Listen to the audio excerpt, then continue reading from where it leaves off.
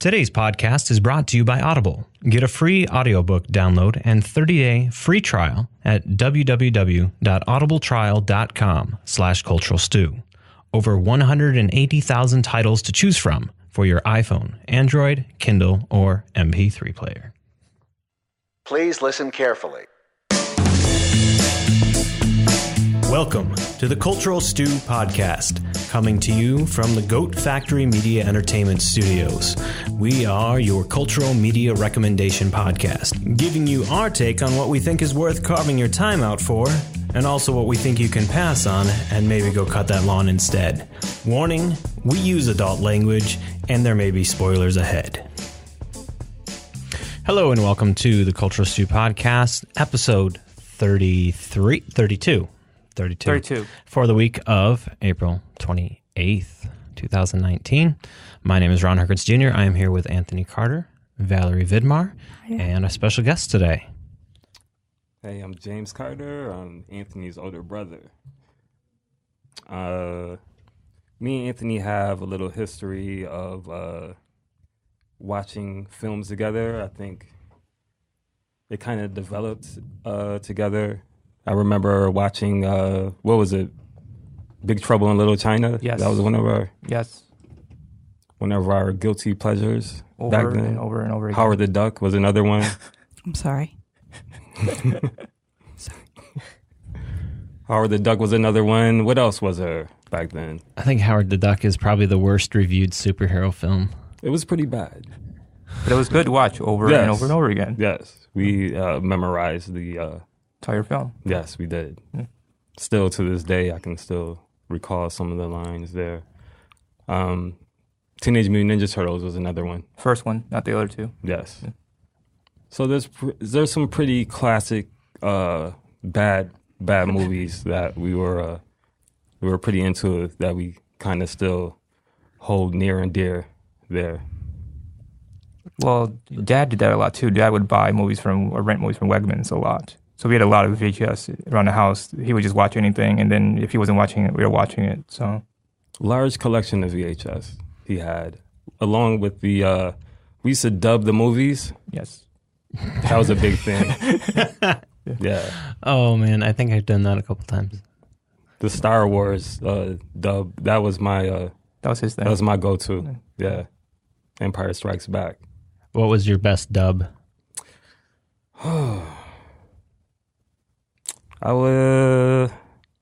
Empire Strikes Back, probably. Yeah, okay. Yeah, I just watched that until it broke, pretty much. Okay. Well, thank you for coming on the show. Hopefully you'll find it entertaining, or at least entertain us.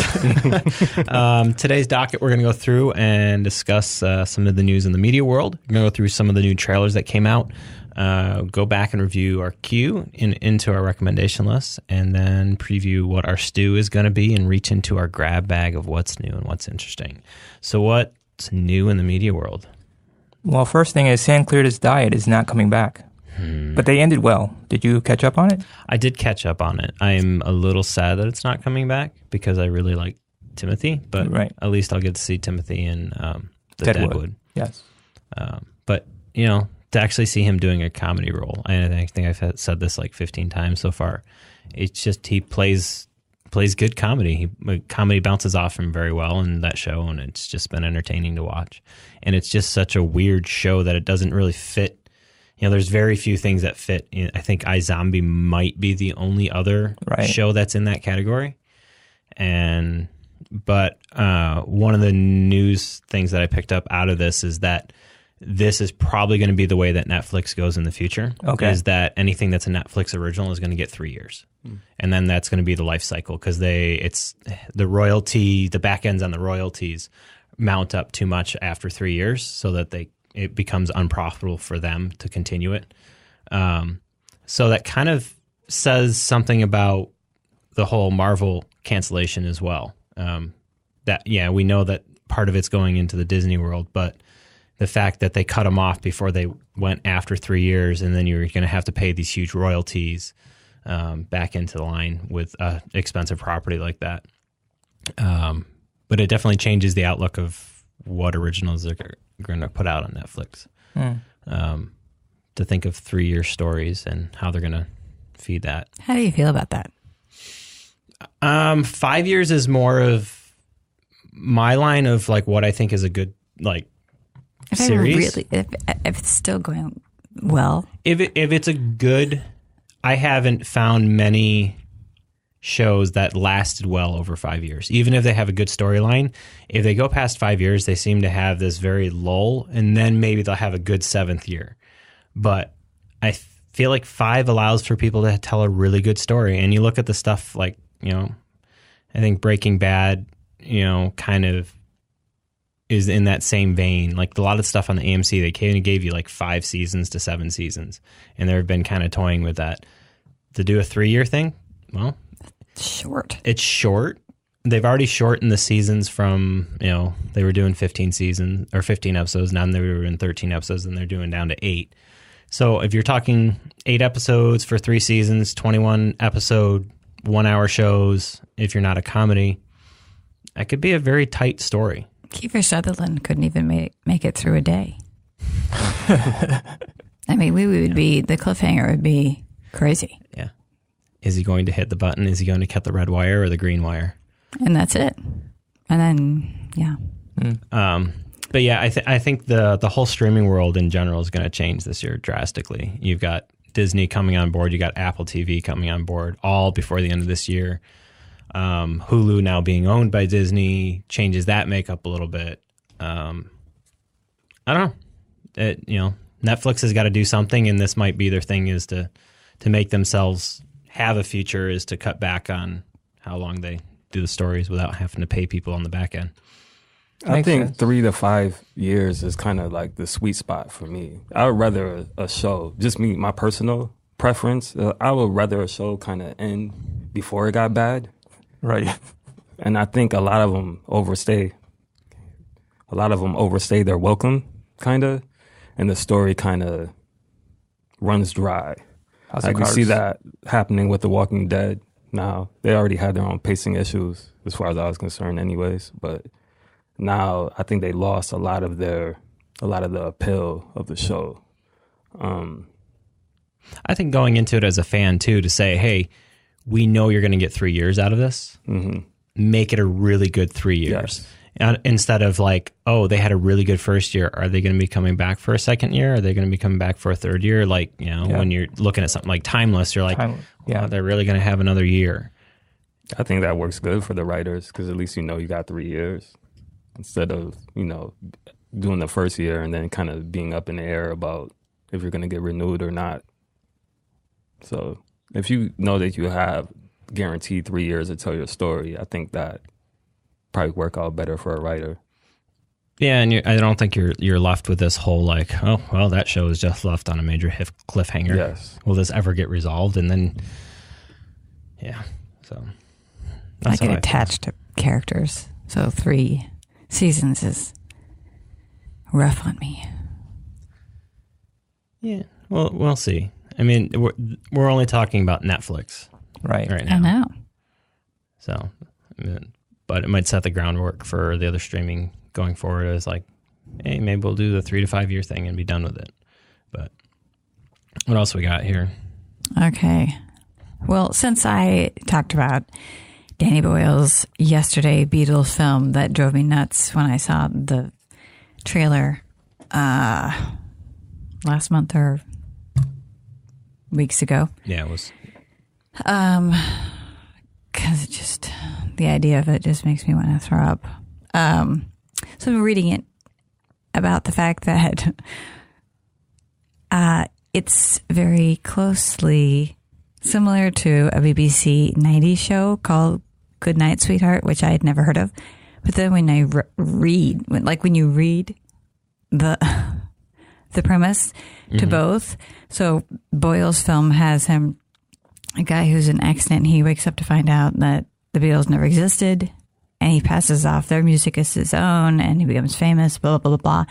And then we have Good Night, Sweetheart, that is about a man who kind of finds a time travel portal, and he goes back into the 40s, and makes today's, I'm using air quotations, I can see that, today's top music of the 60s by particularly dealing with Beatles songs. And that's how he starts making money, etc. So I feel like they are a little similar. I don't know, kind of annoying to me, but I read about that, and so I felt a little bit still more annoyed. Well, here's the thing. A lot of Hollywood and BBC is copycat, so everything's recycled. There's nothing new under the sun, unfortunately. This is why we're getting Disney remakes, live action, quotation marks, on remakes, because Disney doesn't want to do anything new. They already know they have money in the Disney property, so let's make them all realistic. And it's not like this guy didn't know he's BBC, the writer of I'm sure both. Boyle knew what he was doing. I'm sure everyone knew. They did not comment. Probably legally not allowed to. Whatever. Yeah. The only news that I saw is, was it Cinema, which was one of the rivals to like MoviePass that was out there. They folded. I still can't believe MoviePass is still out there, but yeah. Are they making money? MoviePass? I have no clue.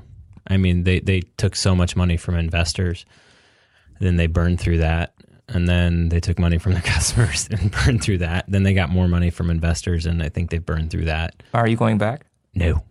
Never. No. Okay.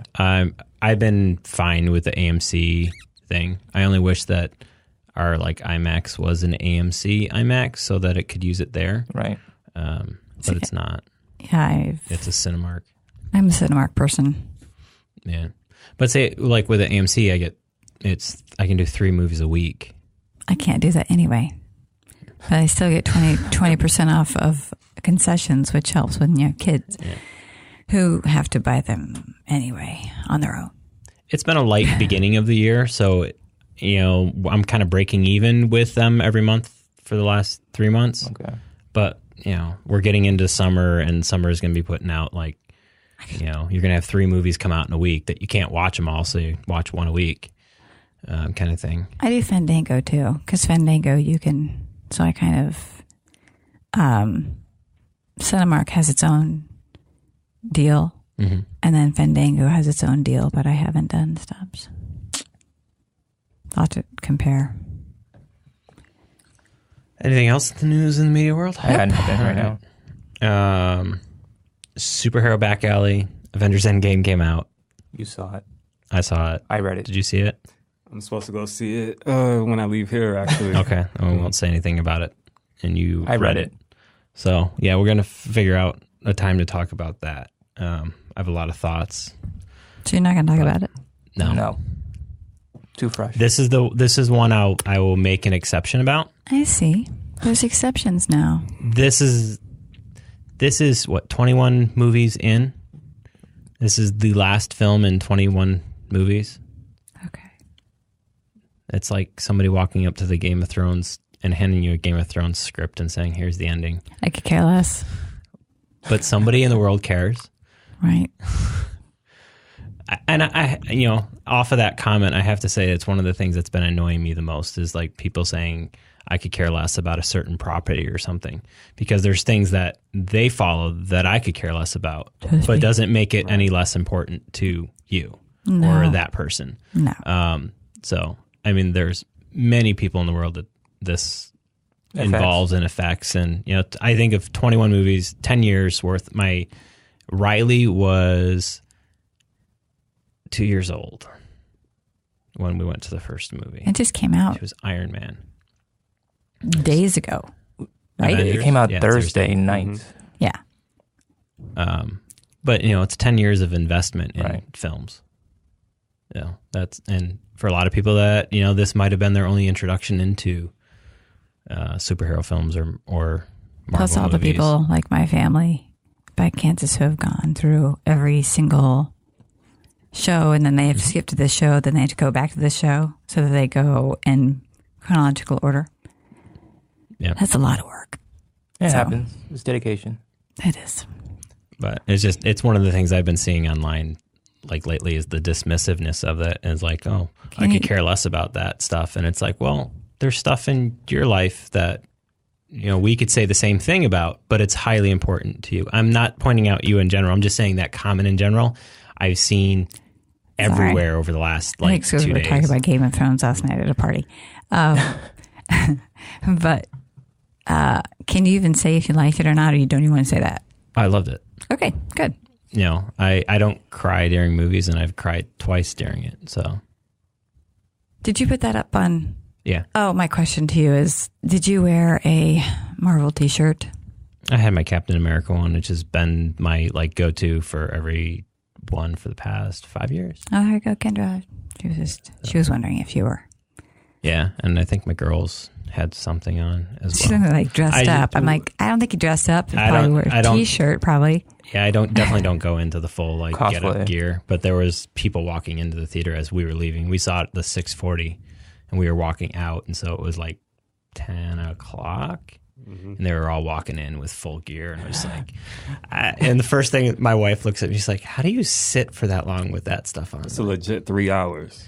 Yeah, it's 3 hours plus the previews. Mm-hmm. But so there wasn't an intermission. No intermission. The funniest thing that I've been seeing online this week was when to take a pee during Avengers. Yeah. I'm just get a better bladder. Don't drink as much. Maybe go right before it starts, but don't. I've never looked at 3 hours as being something I can't sit through and not have to go to the bathroom. Titanic, but I'm also the person who, last week, we drove from Rochester to Cleveland and Rochester in one sitting. I'm just I don't need to stop. And Jason's done that. But I've done that actually. So, all right. So that was our short superhero. It was supposed to be short. Sorry. New trailers out. What do we got? Let's see. We got a couple new ones. Yeah. Well, not new. They're not new. But let's see here. Murder Mystery is out on Netflix soon. That's Adam Sandler's and Jennifer Aniston's new feature. It's supposed to be special agency kind of. It looks amusing. Probably won't want to watch. I probably won't watch it willingly. Grace will probably want to watch it. So it's corny, and that's Adam Sandler's middle name. Yeah, you pretty much know what you're gonna get with him, though, right? Right. At this point, actually, not really. Punch Drunk Love. That was an out of I think this might be his last one with Netflix. That was his contract. Okay. I think he had 4 or 5 films that he was contracted with Netflix. Okay. I didn't even know he had. Yeah, it started with the Cobbler one. Ugh. That one was really, really bad. Never heard. And then he had the stand-up special, and then there was got the one with him and Chris Rock, right? About the wedding. Yep, the wedding one. Yeah, and this one, and I feel like there's supposed to be one more in there. He's shooting one in New York City right now, actually. So this is a funny. It's a funny. Okay. I find it corny, but we also have 21 Bridges, which is a remake with the producers of Marvel films. The Russo brothers are producing it with Chadwick. Do you know who that is, Valerie? No. Black Panther.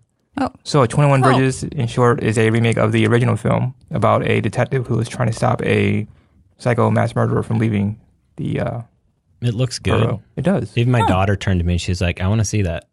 I'll see it. This is in theaters? It will be soon. The first trailer came out on Thursday. Okay. With Avengers. So it looked great. We got Gemini Man with Will Smith and Will Smith. So this is not a there was a Gemini Man book. That I don't know. It could be based on it. I'm not sure. Not sure. I just know Will. I only caught the trailer and yeah. Did it look good? Young Will versus old Will. They're using CGI technology to their advantage, I guess. Mm. It was odd. Yeah. He almost looked like the Will from Muhammad Ali, though. Yes, I was going to say that. I noticed that too. So, but I'll probably see it. I'm not sure yet. I'm not really all on Will like that. I mean, he's Aladdin, but I'm like, no. It won't be at the top of my list. If I, happen to find myself with nothing else to do, I might check it out. But I used to be a huge fan. Yeah, me too. For some reason, I thought it almost looked like it was going to be a spinoff of I Am Legend. It looks very similar to that. But then it just kind of veered off. I'm like, Oh, well, that was little. Much. Yeah. And my last one, I have Mary Magdalene, which is Joaquin Phoenix and Rooney Mara, with Rooney Mara playing Mary Magdalene. So this is not a religious film, they say. It's just a factual biopic on Mary Magdalene's life and her love for Jesus. So yeah, Joaquin's made a big stir because he refused to put mud in a woman's eye to heal her blindness, as was described in the Gospels. So he just, spit on his finger and rubbed her eye instead. Because he didn't understand why someone would take mud from the ground and spit on it and rub it in the person's eye. It's just little things like that makes Joaquin interesting. So, yeah. Because the script called for it? He's Joaquin, he can do whatever he wants. He's Joker, so he just does these little, yeah. I have to say it. But that's me. That's my trailer. You were Leaf once. Let's remember.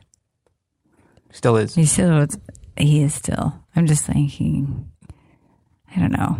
I don't know if he's like somebody that can just do whatever he wants and it's okay. Yeah, he pretty much can. He can? Yeah. It appears that way. Oh, okay. That's what I got in the trailers for me. So cool. So we had a couple little crossover there. The other ones that came out that I saw this week were superhero ones. Piss her off again. It does not piss me off. Swamp Thing. Did it look good? I didn't see it, but did it look good? It looks interesting. I mean, it's got James Wan is behind it, so it's got a very horror feel to it. I mean, it was dark enough that like Emma, my oldest, was like, "Oh no, I'm not watching this," and like walked out of the room. And then, so yeah, I don't know where they're gonna go with that one, but that one's end of May, beginning of June. That's a superhero one. Yeah, so DC Universe is doing a whole bunch of comic series. So the one they just did Titans. The one that's up there right now is Doom Patrol, which I think has 3 more episodes left. So we're almost done with that one, which is a quirky one. Mm-hmm. And then once that ends, Swamp Thing will be. Has Swamp Thing always been a That's DC? one of the original creatures, isn't it? Like the Frankenstein monster, Swamp. Yeah, I was thinking that Swamp Thing. They're not really the same, but kind of similar. I mean, the Swamp Thing I know has been part of the DC Universe for a while. I don't know his whole background. I'm more of a Marvel in and out with a little bit of DC mixed in. I just got confused with Creature of Black Lagoon. Yeah, I did. They're kind of. I mean, they're based on. Well, there's the Creature of the Black Lagoon. There's Swamp Thing. There's the Toxic Avenger. They're now you're so saying close. The Creature of the Black Lagoon is another. No. I'm just saying they're similar properties. Okay, my head's about to explode over here. Okay.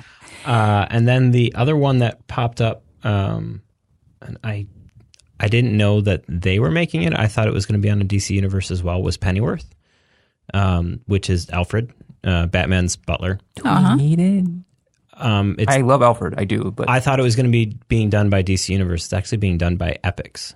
Do we know who Pennyworth is being played by? I have no clue. I didn't recognize anybody in the trailer. It just took Alfred and made him basically look like a James Bond-esque character. That's what he was supposed to. Well, kind of what they've been hinting at in comics. And you meet also Bruce's father is in it as well. Oh, that's kind of interesting. And I'll probably watch it. I have Epic, so okay. I mean it's there. I'll give it a go. So that, and then a bunch of other ones got longer trailers.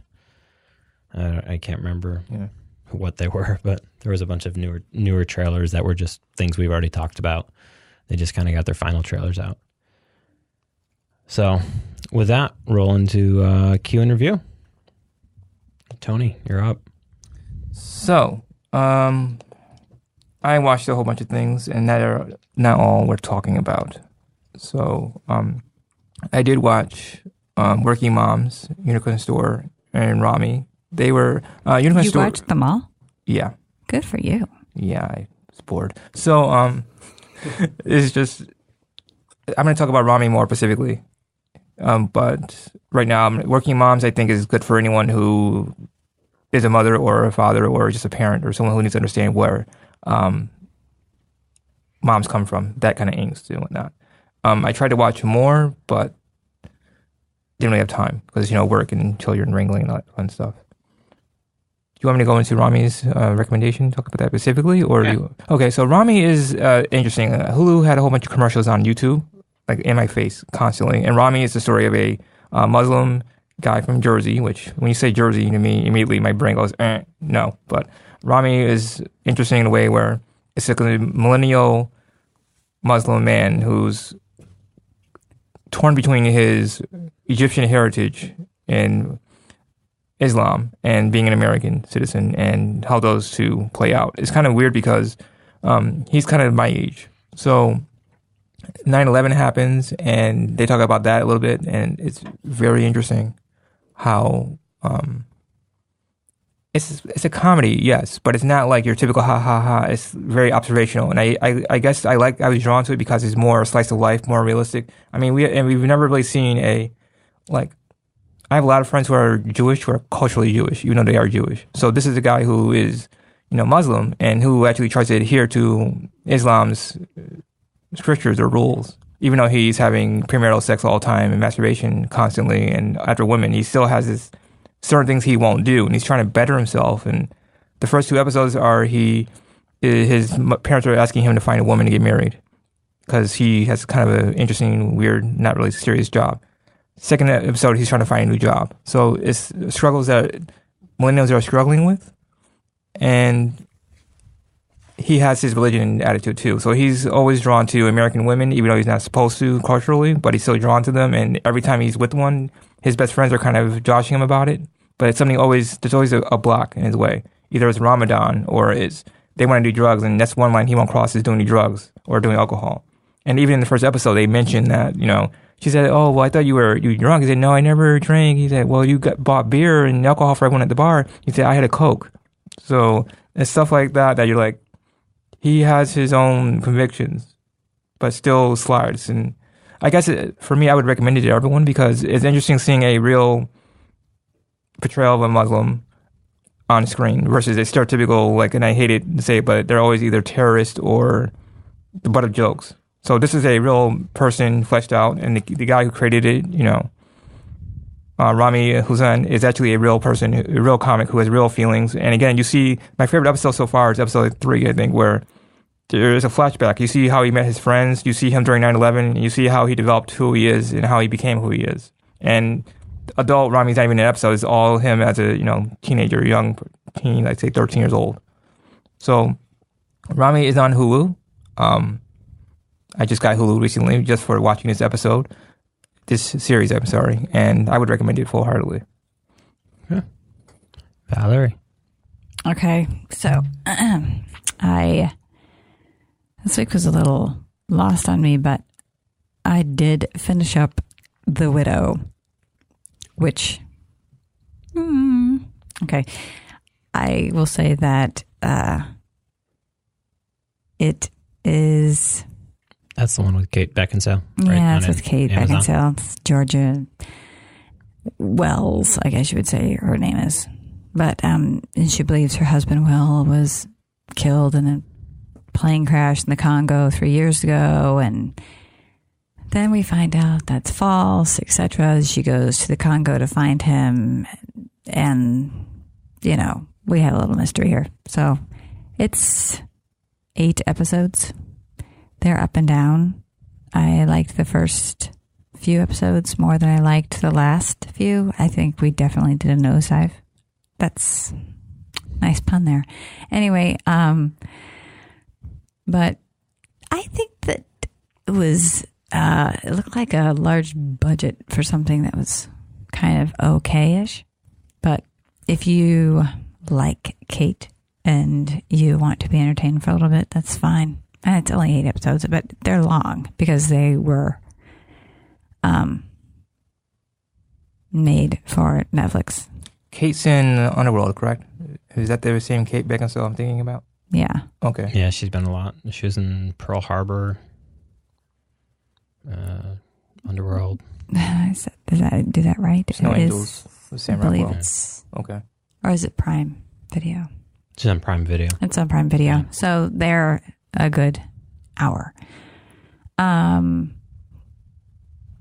So I'm keeping this short. Just because I feel like if you want an adventure in the Congo and you want to find out what happens with her husband and, another plane crash, then go for it. And if you don't, then watch something else. So what led you to choose that one?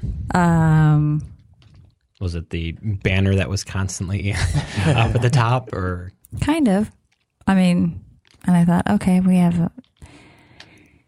it looked interesting enough to start, if that makes any sense. So I started it and I thought, oh, okay. I just kept going with it. And then thought, well, okay, I will finish it out. But it wasn't that it kept me. So we have to mark this down in history that you didn't turn it off. You actually finished it out despite not. Wow. I finished, but it was only 8 episodes, thank God. Because if it would have been longer, we would have. But guess what, kids? They did it so that they could pick up another season if they wanted to. So, yeah, The Widow could be another something that shows up again. I like Kate in Underworld. I don't know. I liked Underworld back in the day. Which one? All of it or just the first one? I think I only saw the first one. Okay. So I liked the first one. The first 2 were okay. I think that after that kind of started going downhill a little quickly. I liked the franchise, but I just feel the first 2 did more for me. I started Hannah. But that's all I have to say about that is I started it. Okay. Yeah, I'm 2 episodes in on Hannah. There's just been so much that came on within the last 3 weeks that I just haven't gotten back to it. And Emma was actually liking the series, so I'm waiting until I can make sure that there's nothing in the series that's kind of questionable. But she's at least old enough right now; she understands all that stuff. Yeah. So mine's saved for a rainy day. Mine's short and sweet. Your turn. Mine. Okay. So I originally thought that I hadn't seen anything, but apparently I did see a lot of stuff within the first week, but we're delayed here a week. So it just feels like I hadn't seen anything because of the last week and a half, I really nothing's been on there. But I did finish up Santa Clarita Diet season 3. Liked it, enjoyed it. Sad it's not coming back. Go watch it if that's your kind of comedy. We finished up Tick season 2. Just as good as Tick season 1. It's kind of that little bit of nostalgia back to the 90s with the original Tick. That's David Putty. What's his name? Warburton, right? Well, Patrick Warburton was in the original series. You mean the cartoon? Yes. Okay. But I think he voiced the original live series one too. But it's been a while since I've seen that one. But the new one is if it works. Did not catch any of Game of Thrones, so I can't put that on my yes or no on the recommendation list. I just said about Hannah. I did watch Highwaymen that just came on Netflix with Kevin Costner and Woody Harrelson. Good. It was okay. I mean, it was one of those things I wish it was longer. Maybe they could have made a 3-episode series out of it. Kind of thing.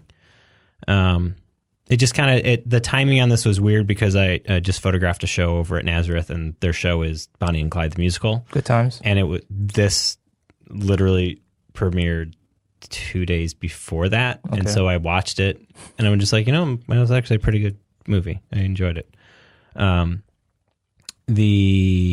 Let's see, Avengers Endgame, saw that. Hellboy, wait for it to come on TV or DVD. I saw that too. It's good enough, but I don't think it's good enough to run out to go see it in theaters kind of thing. I like the last version. Ron's? I liked it. Yeah, I mean, it's hard to... Perlman is so perfect in that role. But yeah, I just... There are some weird things in the movie. It's like... If you like action stuff that you want to watch, then just save it for home. But it's not worth paying a movie ticket to go out and see it. So what I want to talk about is one that I've kind of talked about a little bit before, just in passing. It's kind of a little gem that I found on Amazon Prime is Bosch.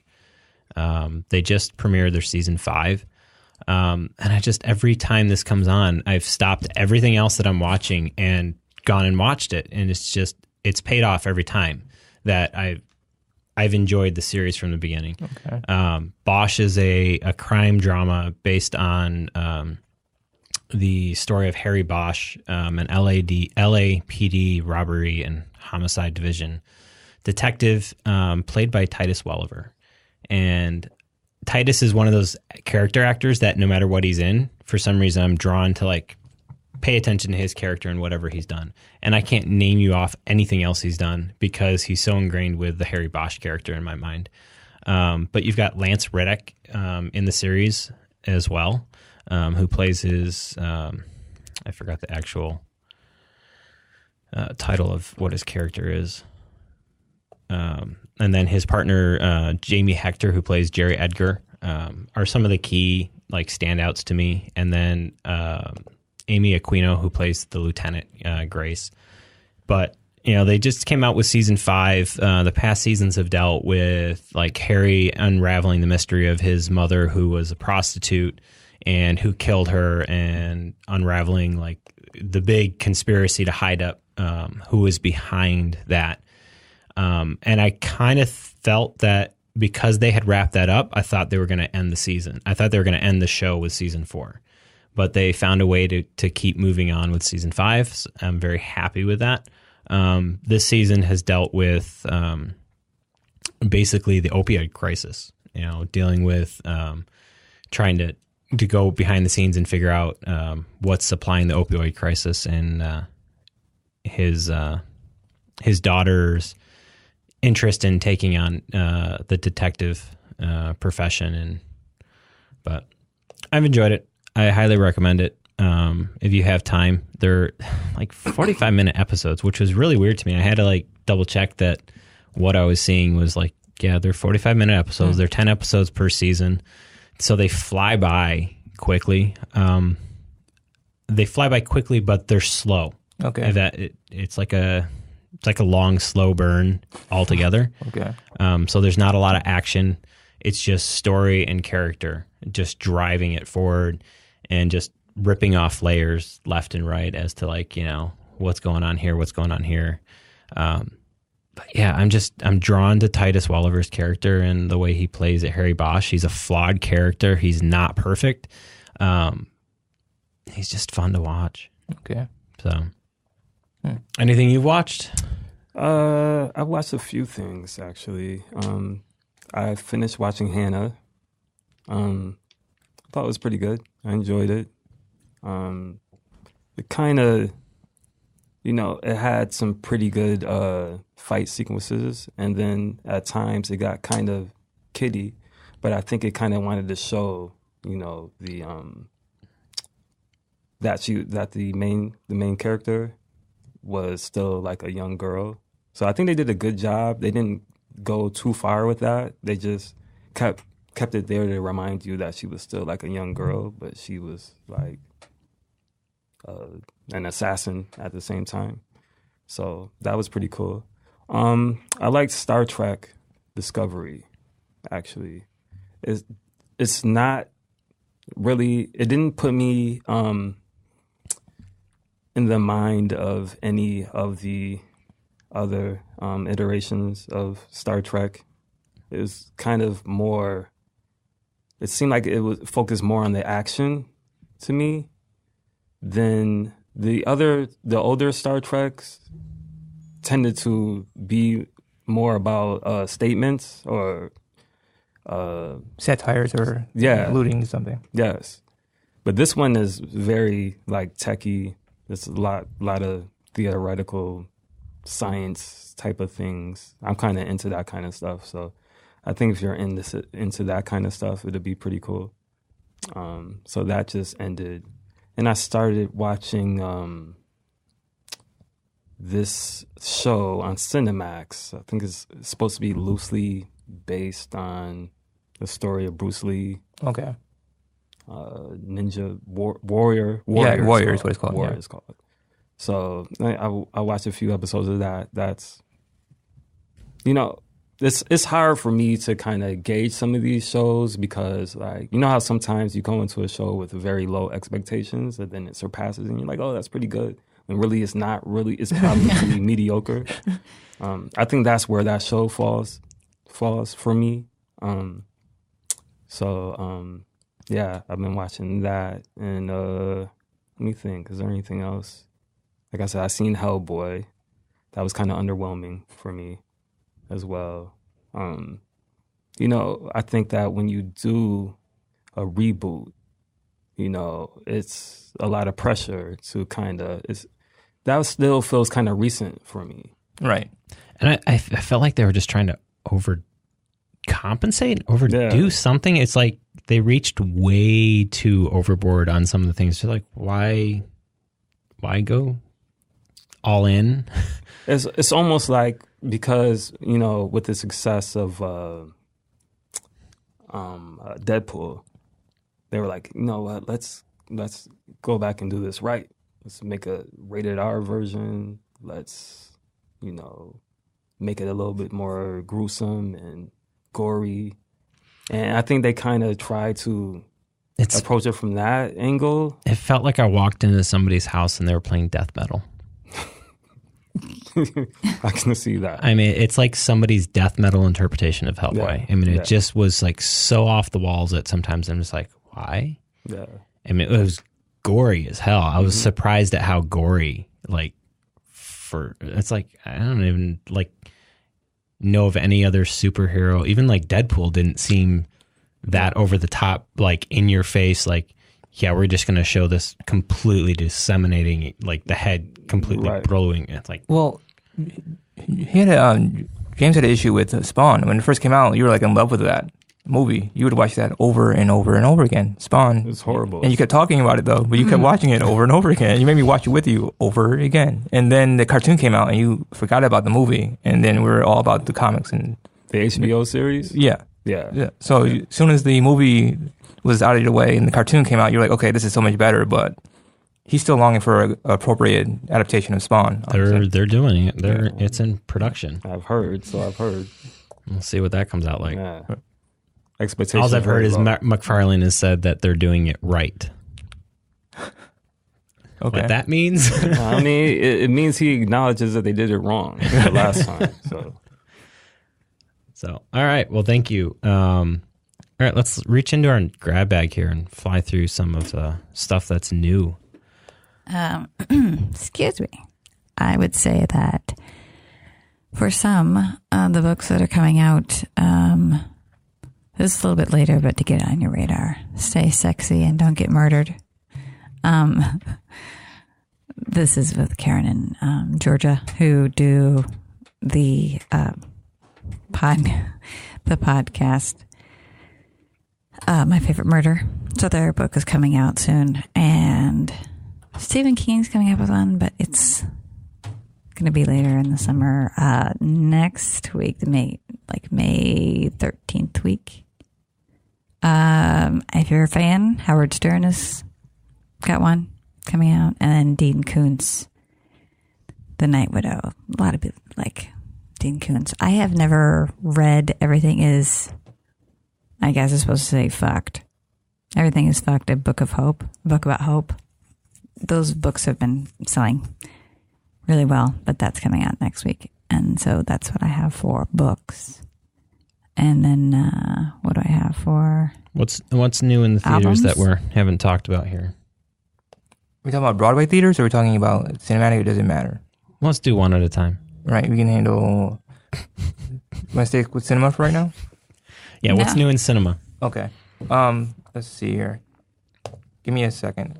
I've been more focused on theater because cinema is kind of hitting a quiet moment because Endgame came out, so not a lot was pushed out the last couple of weeks.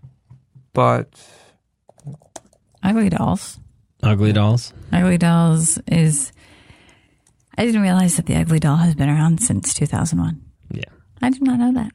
That was new to me. But the Ugly Dolls, the movie, I watched the preview and it looked like I actually sort of had a good... And that comes out this week, right? Yeah, May 3rd. May 3rd. It looked like it had a good premise to it. We'll see. Hopefully but it has a star-studded voices and a original soundtrack with Kelly Clarkson and Nick Jonas and, Blake Shelton, Pitbull. I don't know who. I probably should know her. I don't know her. Janelle Monáe. Yeah. Yeah. Who is she? You'd I can't even say it a song. You'd know her voice though. Okay. So that's the one I had that was coming out. And then I didn't put Long Shot on here. What is Long Shot about? Do you know? No, I didn't put it on here. Okay. Yes, I did. Did I? Well, I didn't. That's what I asked you. So. Long Shot. Yeah, that's the one with Charlize Theron and the guy who always gets these roles that are... Is that the assassin one? No, that she is Secretary of State and they want her to run for president. And it has the guy who's kind of... He always comes off as goofish. Seth Rogen? Yes. You mean Charlize Theron? Okay. What did I say? Did I not say Charlize Theron? I didn't hear Charlize. I thought, I heard you say Charlize. Okay, and then, and it has Seth Rogen. And she used to babysit him when he was little. And so then they kind of... He is a writer. He's a writer. That's fine. He's a writer, so she has him follow him around, and then ends up seemingly to be a romantic comedy. We'll find out, but it's coming out for people that like Seth. A lot of people do, and like Charlize, and it's doing pretty well. But it's coming out soon. May 10th, we've got Pokemon, for those interested. Everything else is kind of not really on my kind of radar. We do have one that's coming on limited release to theaters, but coming on Netflix the same day, and that is Extremely Wicked, Shockingly Evil, and Vile. The chick, sorry. That comes out on May 3rd. That's what. Harry Potter or something else? No, the one. No, that's the one that's based on Ted Bundy. Oh, with Zac Efron on it, and the daughter of Phil Collins, Lily Collins. Lily Collins, yeah. And she actually tried out to be in the. There was a movie. There was something else that had to do with.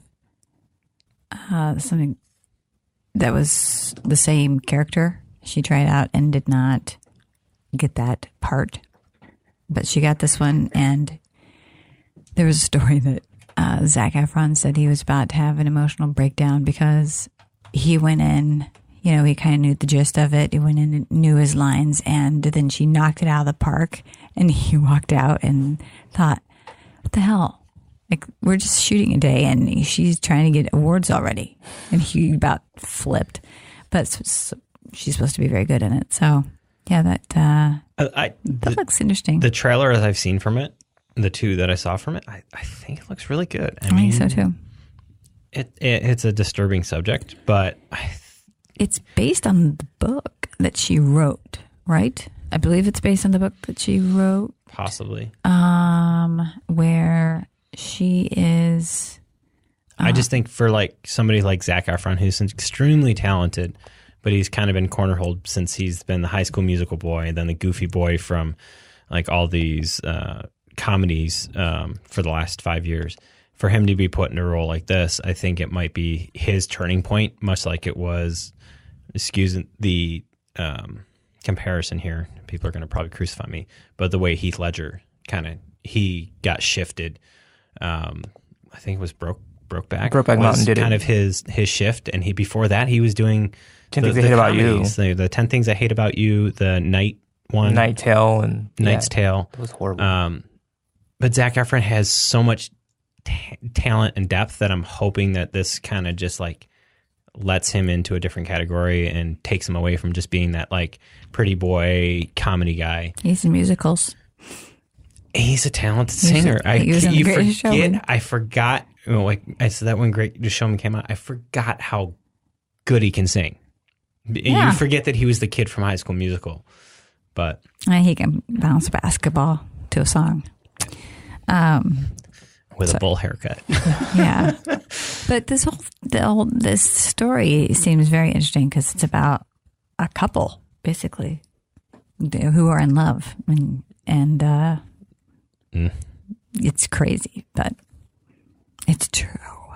It'll be interesting to watch it after I just watched the Ted Bundy tapes thing on Netflix, which was like the interviews with Ted, which were really just off the wall and demented. You know, like you realize how disconnected he was with the world. So what else? What else we got new in the streaming world?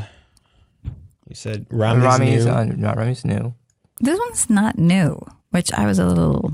I think it's just because it started up with, for one, the ABC Murders came out in February, but I didn't see any. It's new enough. I kind of was surprised to see it in there, and especially when I saw John Malkovich, I'm like, what's this Amazon Prime John Malkovich? And it's Agatha Christie's The ABC Murders on Amazon, starring John Malkovich, Rupert Grint, is that correct? And then Andrew Bouchon. Yeah, it just kind of like slid on the radar, and it's directed by the Frankenstein Chronicles guy, and I like Frankenstein Chronicles. So Gabassi, is that how you say his name? I think so. So I watched the first episode. And I think it's really well done, except that I feel like the universe is talking to me because I have been in search for a typewriter, and I don't know what the deal is. I'm like staying up late trying to find this typewriter, and then boom, the opening credits are this typewriter. You want the old school classic? I'm not really sure.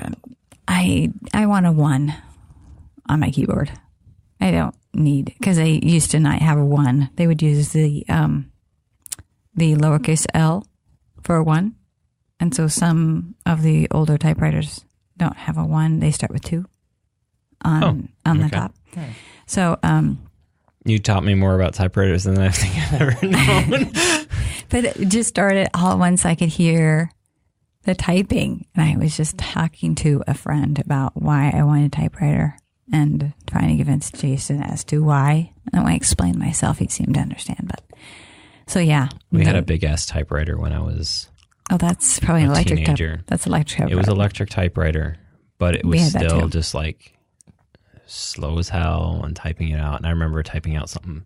I think it was a script. I typed out 30 pages of a script, and I'm like, I'm never typing on this thing again. My hands hurt so much after typing. Just I thought you would have had one by now. I have one.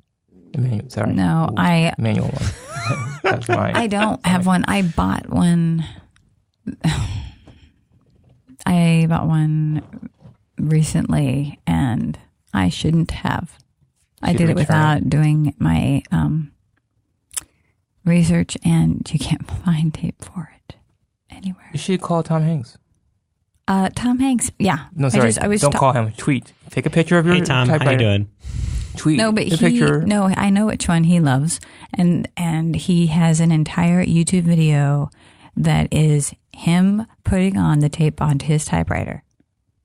He collects them. He also has a Hanks. Does he do it on Mr. Rogers' voice? No, but his whole thing is this is how you put it on. Tweet him your typewriter and have him send you one. He'll probably send you tape or tell you where to go. I don't even really. The former president's following you. I'm sure Tom Hanks will send you tape. Yeah. That's really funny. But so that looked really. So and then I started watching the second one. It's pretty gruesome. It's TV 14. It's pretty gruesome. So just FYI. But I do think it's good. So far. I mean, the first episode was really good. I'll have to put it on after Hannah. I think you will like it. I think you will like it. What do we got new on TV? I just saw the Discovery of Witches. This is going to be on AMC, and it's on Sunday nights. So it will, let's see, premiered April 7th. And then it will end May 26th. So that's pretty cool, actually. But I didn't have anything else because I don't really watch TV. Just MTV. What else we got new? We got Tootsie. Well, Tootsie on Broadway is nearing its preview end, which means it's going to open officially on Broadway soon. They keep fluctuating on the date, but I think it's in a week or two. Probably the end of this week, they should be opening. But so far, everyone loves it. Santino Fontana is marvelous. And in case you don't know, it is inspired by the original movie Tootsie, which starred Dustin Hoffman, Bill Murray, and Jessica Lange. Yes, Jessica Lange. Yeah. And also... And Dabney Coleman. And Gina Davis and a couple other...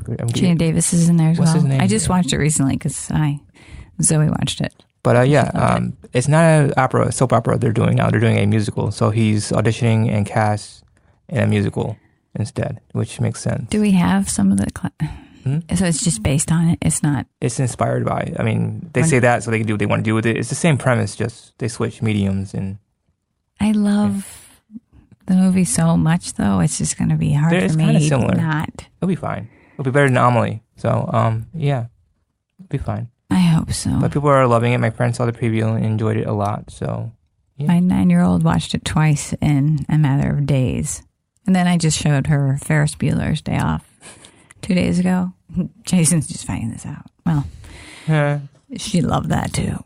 Actually, both girls, a 6-year-old and a 9-year-old, watched Ferris Bueller's Day Off. I didn't realize that there was so much. I guess there's some cussing in there. Mm-hmm. And I think we've had this discussion when we going back to our movies for youth. It's just like, am I watching? I'm like, oh, wait a minute. Okay, we know we're not supposed to say yes, mom. Yes, mom. Now that I have like a 12-year-old and a 14-year-old, I'm like, I'm over it. I can't. But it was like before they were both in high school, I was kind of like, we're a little bit wary. But I'm just like, you know what? I'm somebody who swears a lot. I just kind of like let loose on that whole like holding myself back 5 years ago, and it's actually been freeing.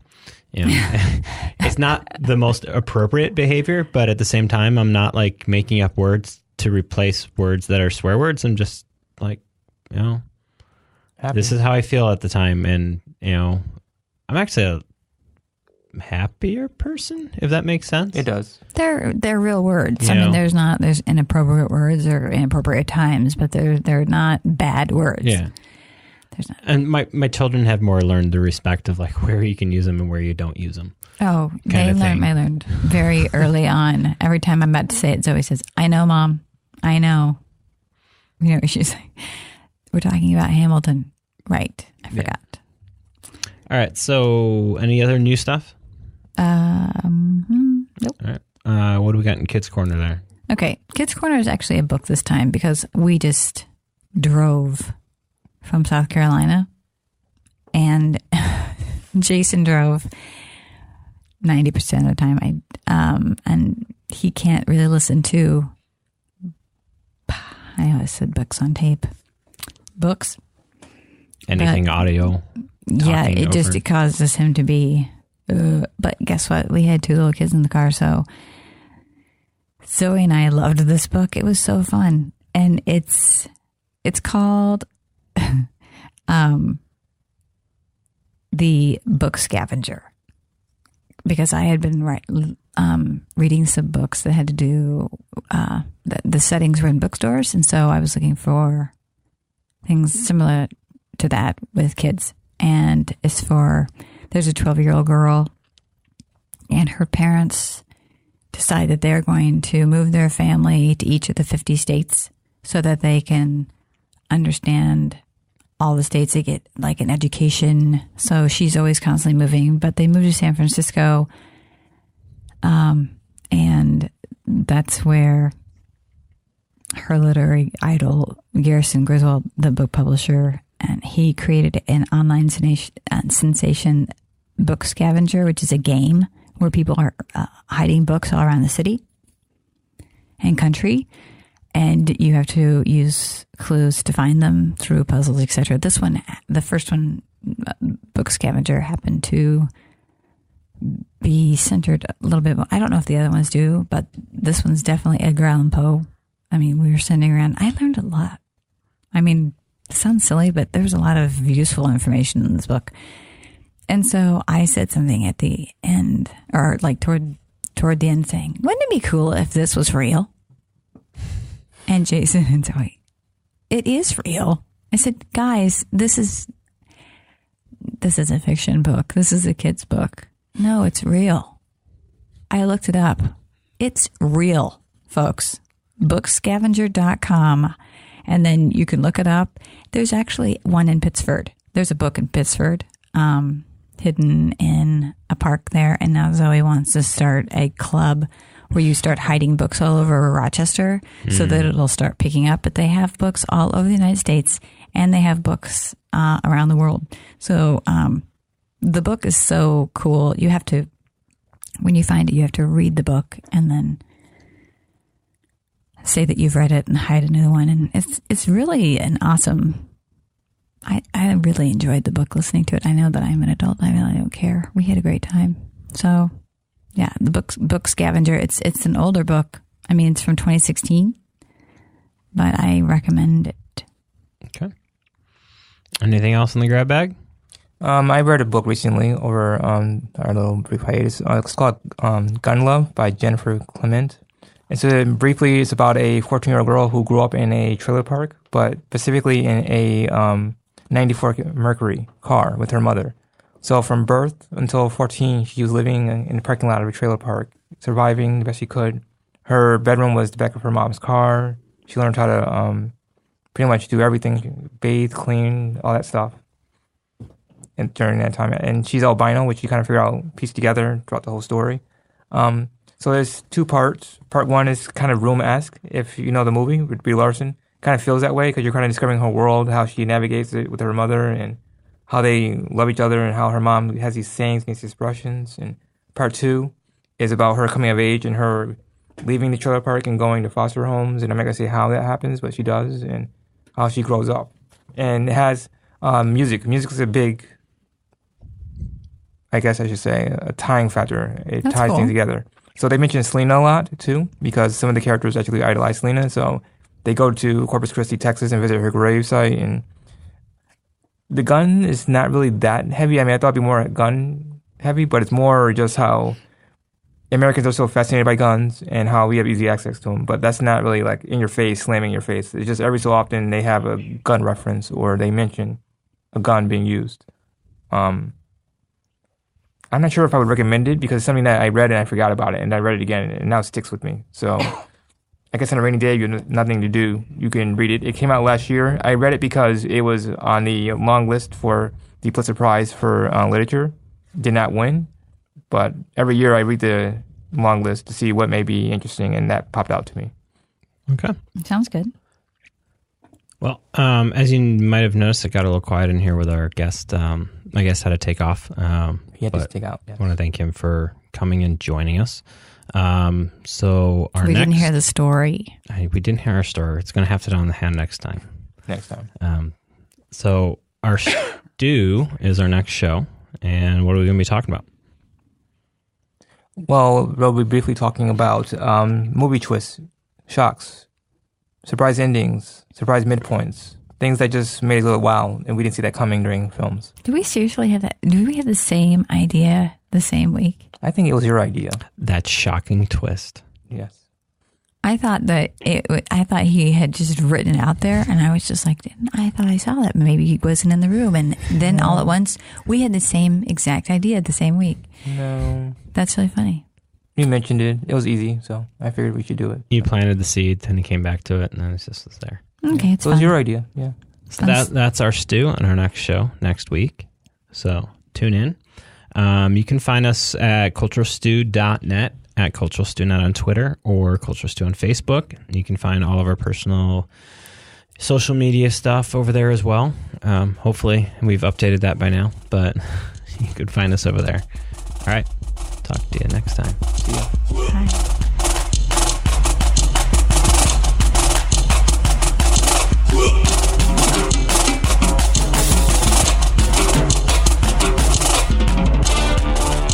The intro and break music is Please Listen Carefully by Jahzzar, available through the Creative Commons license from Free Music Archive. Please see our show notes for details on what the outgoing song is and who it is by. And also, as always, if you have a piece of music that you'd like us to play or consider playing, please contact us today.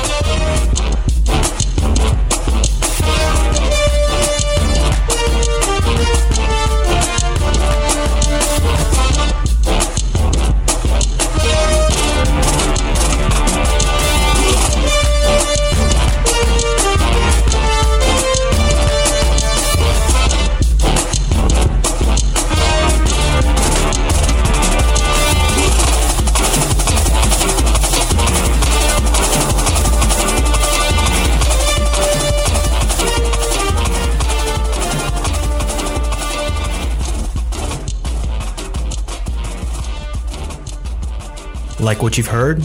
Want to continue to hear more? Please consider Patreon. What is Patreon, you ask? Patreon is a content creator support site, a way for people to support the things they love and allow creators to continue creating the content that they love. Please consider heading over to patreon.com/GFMedia and becoming a Patreon supporter today.